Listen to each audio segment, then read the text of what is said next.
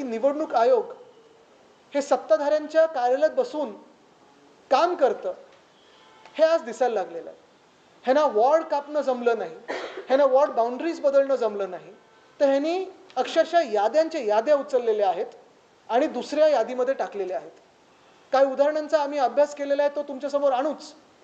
पण आज मी 29 महानगरपालिकेच्या क्षेत्रांमध्ये जे कोणी रहिवासी आहेत, जे कोणी नागरिक आहेत, त्यांना आवाहन करत आहे की खास करून तुम्ही तुमचं नाव आहे की नाही आणि तुमच्या घराच्या पत्त्यावर दुसऱ्यांचं कोणाचं नाव लिहिलं आहे का ह्याचा अभ्यास करणं गरजेचं आहे.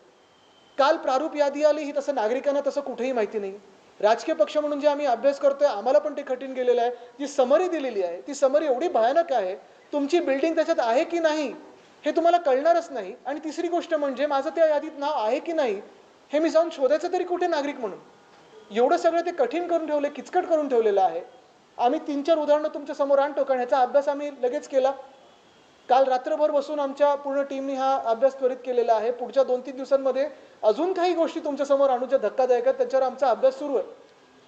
आणि हे ऐकल्यानंतर तुम्ही ठरवा की अशी निवडणूक जी गेम सेट मॅच केलेली आहे, मग तुम्ही आम्हाला मतदानाला तरी कशाला बोलवता? तुमच्याच कार्यकर्त्यांमध्ये मतदान घ्या आणि इलेक्शनच्या ऐवजी सिलेक्शन बोलून टाका ना.